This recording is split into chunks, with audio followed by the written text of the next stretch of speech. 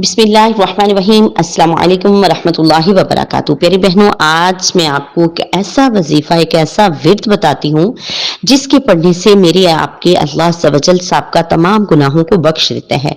अब्दुल्लाह इब्न अब्बास रदियल्लाहु तआला अन्हु, जो कि आप सल्लल्लाहु तआला अलैहि वसल्लम के चचा हैं, हाज़िर खिदमत हुए।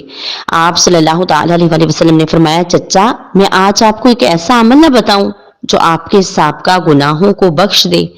अर्ज की, या रसूलुल्लाह सल्लल्लाहु तआला अलैहि वसल्लम, इससे बढ़कर शहादत ही क्या होगी कि अल्लाह अज़्ज़ व जल हमारे साबका गुनाहों को बेहिसाब बख्श दे।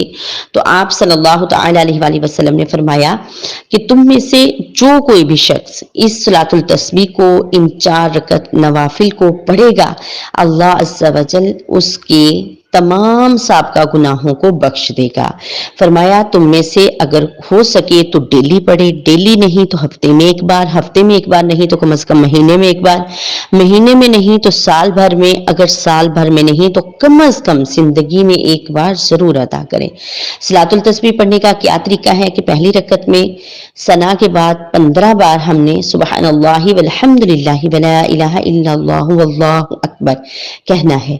फिर क्या कहना है? वला हौला वला कुव्वता इल्ला बिल्लाहिल अलिय्यिल अज़ीम।